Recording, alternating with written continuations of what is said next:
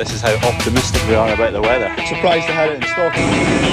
Breakdown in the plough this morning. It is the lug stop that the plough, when it rotates, butts up against. The actual mechanism for it stopping against and the adjustment, it's missing and gone. Kev's heading round right now to Tullybarden. I'm hoping they have time just to fix it on the spot when Kev arrives, because sellers have got the parts in stock, so get it welded up. I'll go and fetch the parts. Fingers crossed. Gonna get some fuel out to Dunk, who's disking out in this field. Got the Bowser on. Night before last we had about 30 mil of rain, so we didn't work in any fields yesterday, but it's amazingly dried up a fair chunk, so we're working here. Taking the tines off the front of the legs, we're just disking it just to disturb this so the slugs don't build up. There'll be wheat going in here next. Anyway, fuel up, add blue up, happy days. Fueled up, now I'm going to go and pick up the parts for that plough. I need to get a shift on, I've got a load of wheat. The lorry's just coming for a load of wheat, so I need to get to shops first. Oh, Bet! Hey, hey, hey! Get out! Out, come on! She's just laying in a puddle. Ah. Sellers. This is what I'm needing. I'm surprised I had it in stock actually. Here, Doug. Worked out just fine. I was needing a number plate from the garage, which is right next door to Sellers. Perfect. Kev's back with a repaired plough. I've got the part from here. I've come to yard 4 because that's where he's heading off ploughing, so we'll get this fitted and then we should be back in action. It is 12 minutes past 11. We found that problem this morning at about 9:30. Got it to the smithy, got it welded up, got the part from Sellers. Whoa, that was fast. There we go, there's the repair. Good as new, even put a lick of paint on it. Right, we're all back up and running. That lug is in there now.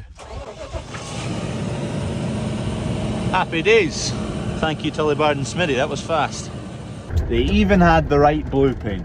Right, I have a wheat lorry coming in about 20 minutes. I'm going to pick up a tractor at yard 2 and get to yard 1. I need a tractor to get wood chips later.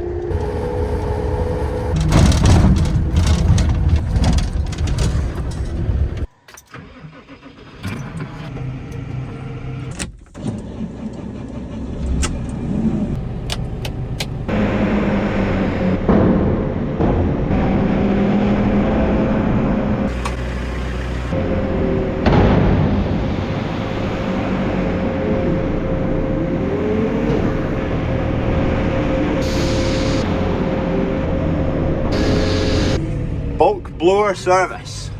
Those lorries can just basically blow anything that's in the trailer up into hoppers or out into sheds without them tipping up. Done. The Harbro mixer's been in this morning, so he's just finished filling up the hen silos full of hen feed. It's just a big hoover basically. Hoovers up wheat, hoovers up limestone, hoovers up mineral oil, hoovers up soya, bruises it all up and makes a nice mix for the hens. It's good because it can be adapted so easily. Drop the soya content, drop the protein content, just tap it on the computer, slightly less protein in there. You can play with the mix real easy. Here for dry wood chip. Dry wood chip? Yeah. Fire up there, then I'll let Neil know that you're on the wheel. Perfect, cheers. We're just waiting on this lorry getting loaded, then I'll get in. Toe tip buckets. Awesome.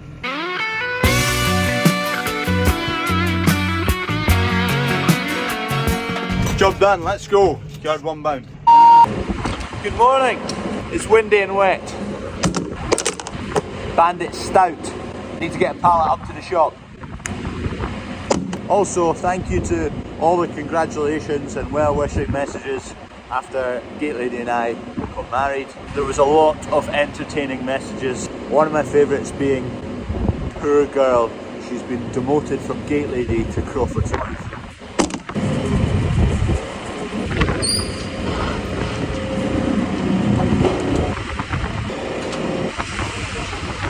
I released the Bandit Stout last night live, so thank you to all the orders that have come in through the night last night and any since then till this video goes up. Remember, there's not a huge amount of this. I didn't make masses of volume because I didn't know how popular it would be. Link is down below if you fancy a case or two. August the 27th. Last night we had a lot of rain. Night before that we had 27 mil of rain. Frustrating. When will there be a break? Just a bit soul destroying. The crops are rubbish and they're wet. I've got a slope here to negotiate.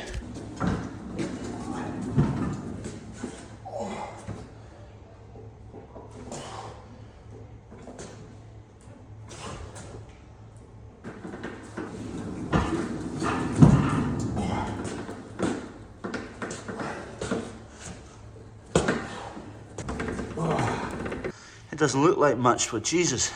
Huh? With 800 kilos of liquid, it is a lot. Quick weighing session with some cattle. Got some going away on Monday, so we'll just take some weights and then we know which ones to pick out. 710 kilos, this is Wonky. Some size of beast now. Not so wonky. We're just weighing some cattle at the moment. 104.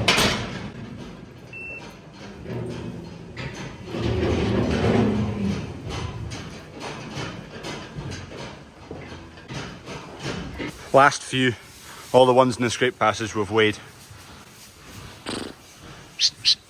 There you go, beast. These two still to do as well. There's a nice big set. Jesus. Clatter bang wallop.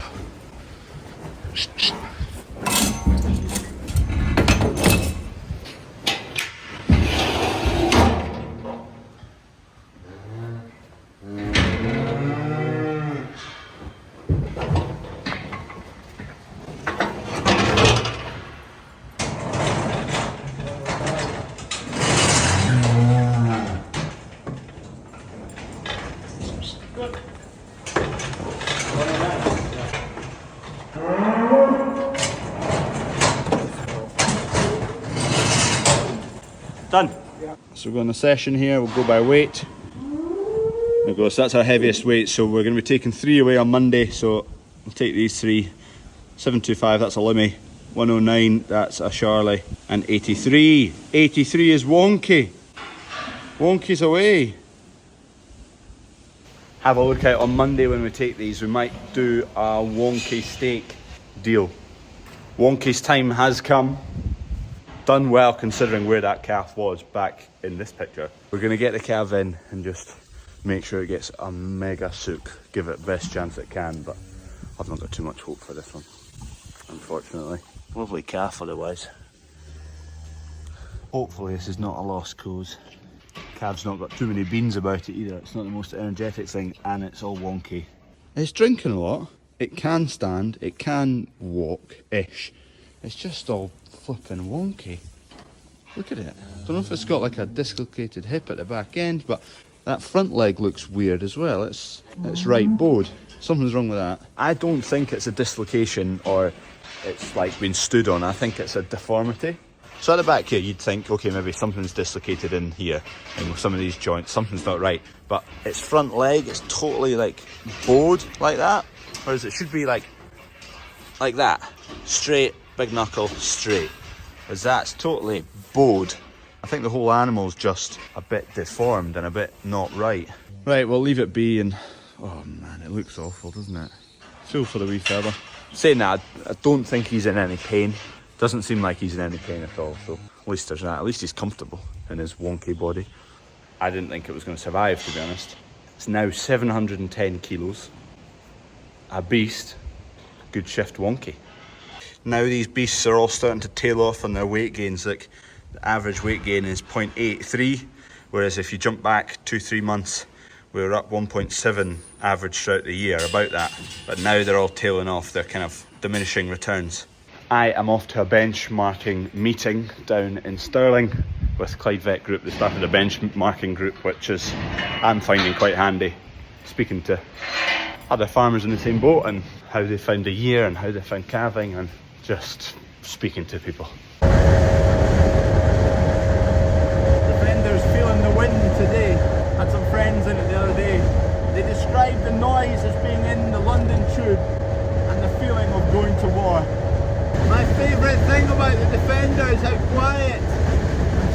it is. It's just bliss.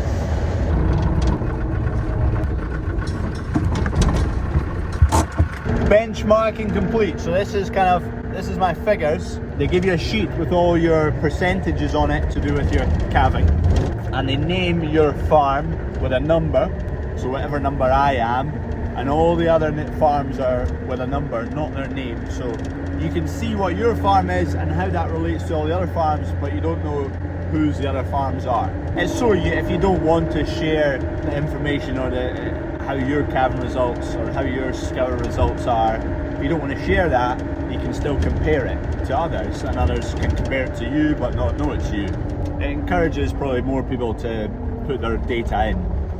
I think there's about 26 farms worth of data to compare against. The data points that were compared: calves scour, percentage of calves with navel ill, percentage of calves with joint ill, percentage of abortions, percentage of pneumonia cases, percentage of calves died within 10 days, within 20 days and beyond. I really like the concept and being able to compare and see how your figures relate to others in real data. You can read online averages and what you should be targeting. It's like, okay, yes, but I think this data is more accurate, it's more honest, and it's people farming in similar conditions, similar weather patterns to you. Because I can compare my pneumonia levels to somewhere else in the country, but the weather conditions are severely impacting the pneumonia, so it's not really worth comparing.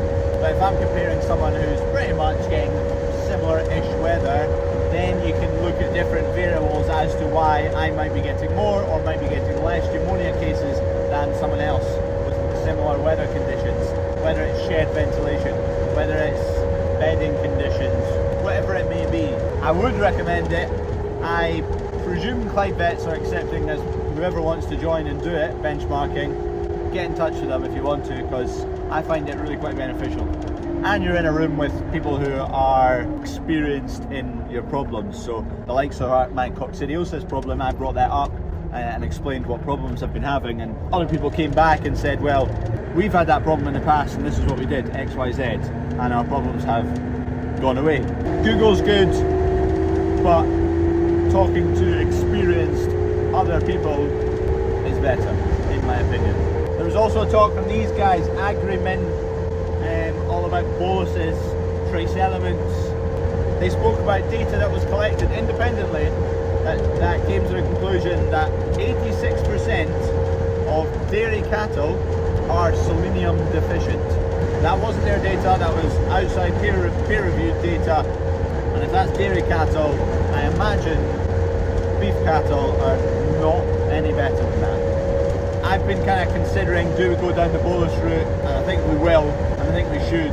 They actually mentioned, you can go and watch an Instagram person or a YouTube person saying, oh, these mineral buckets are the best mineral buckets you can get because of X, Y, Z. It's like, okay, that works for them, but that doesn't necessarily work for someone else on a different farm with different soil conditions, different weather, different stock, different breeds. It's got to be tailored to your own farm. So if you ever see me saying AgriMin make the best boluses on the planet, it's because they've given me them for free or given me a discount. Minerals and boluses are unregulated. Anyone can go and whack cobalt, selenium, whatever into a bolus and say, oh, we've got loads of this, that and the other in it. It's awesome. AgriMin, interestingly, they are regulated in Europe, and it's the same product, so quite an interesting fact that their product that is regulated in Europe, it doesn't need to be in the UK, but it's the same product, so it's regulated.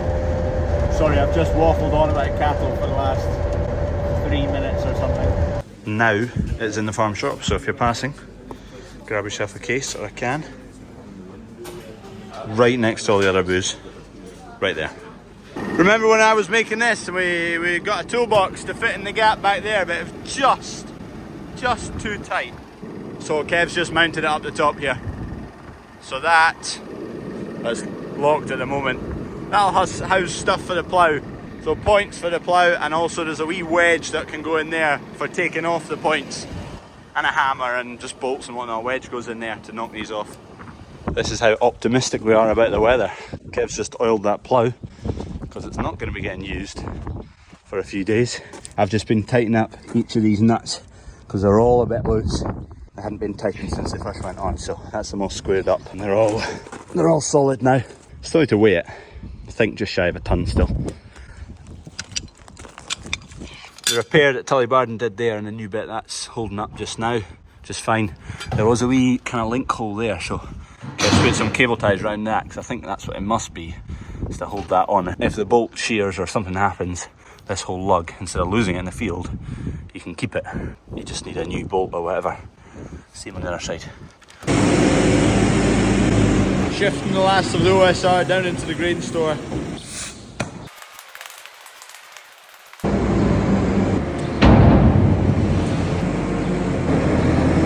None of this OSR is sold. Prices for basically all cereals are rock bottom. All three things right now are not playing ball. We've got bad yields, we've got bad weather, we've got bad prices. On a year where you've got bad yields, if you've got decent prices, you can deal with it. On a year where you've got low prices but good yields, you can deal with it. When those two combine at the same time as bad weather during harvest, I would describe the industry as fed up. Everyone's just fed up, especially with the last 12 months we've had. Normally you get the combine out at harvest time and you're raring to go. This year it's like, let's just get it in the shed and be done with it. We've still got another month left yet of harvest. Can't wait till it's over.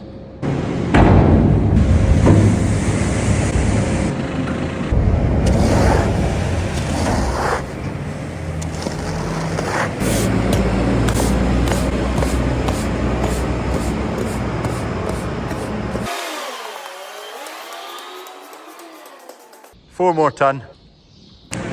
Done.